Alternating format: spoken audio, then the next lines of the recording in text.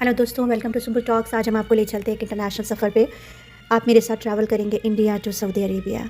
जी हाँ, वापस Saudi Arabia जा रहे हैं। आप देख सकते हैं कि कैसे हम फैसिनेशन से जहाज़ को लैंड करते हुए देख रहे हैं। I don't know why but it is always an inspiration for me. जब भी कोई जहाज़ उड़ता है या लैंड करता है, उसे देखने में इतना फैसिनेशन होता है कि दिल चाहता है कि देखते ही रहें। बहरहाल हम इमिग्रेशन करा के अपना लगेज देकर वापस जहाज़ की तरफ रवाना हुए। जहाज़ के सफ़र से हमें बहुत सारे सफ़र करने के बाद भी डर लगता है, क्योंकि टर्बुलेंस यानी कि जब जहाज़ हिलता है तो बहुत ज़्यादा परेशान होते हैं हम, और रास्ते भर जितनी भी दुआएं याद हैं वो सब पढ़ डालते हैं।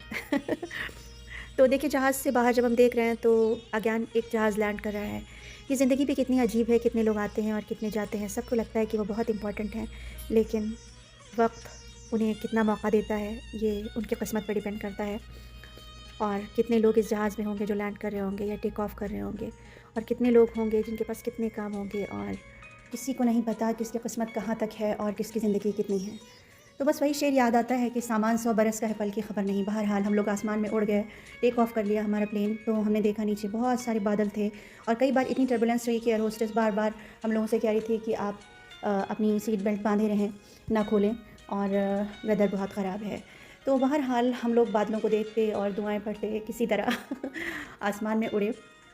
और हम सफ़र में कभी भी खाना नहीं खाते हैं, क्योंकि एक अजीब सा डर लगा रहता है। और लेकिन हाइड्रेशन बहुत इंपॉर्टेंट है, इसलिए हम पानी ज़रूर पीते रहते हैं पूरे सफ़र में, क्योंकि जब आप एयर ट्रैवल करते हैं तो आपकी बॉडी डिहाइड्रेटेड फील करती है। तो बेहतर यही है कि आप जब भी एयर ट्रैवल करें पानी खूब पिएँ।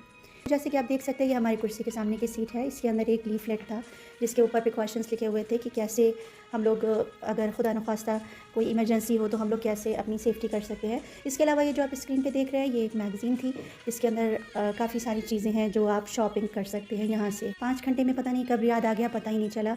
लेकिन जब नीचे झाँक के देखा तो काफ़ी धुंध छाई हुई थी और बेइंतहा गर्मी देखने से लग रहा था कि यहाँ पे होगी।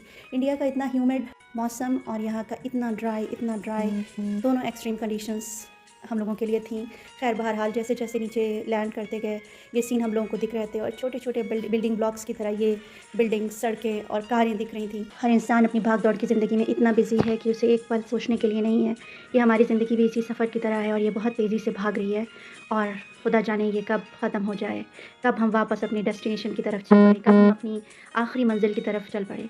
बहरहाल हम लोग एयरपोर्ट पे पहुँचे, और रियाद का एयरपोर्ट हमेशा हमें बहुत फैसिनेट करता है। बेइंतहा खूबसूरत और अमेजिंग बनाया है इन लोगों ने। तो हमने थोड़ी देर खड़े होकर यहाँ पर एंजॉय किया, फिर अपना लगेज वगैरह लिया और घर की तरफ रवाना हुए। हम लोग मेट्रो से रवाना हुए, तो मेट्रो की जर्नी आपको फिर दिखाएंगे। तब तक कि अपना बहुत ख्याल रखिए। खुदा हाफिज़।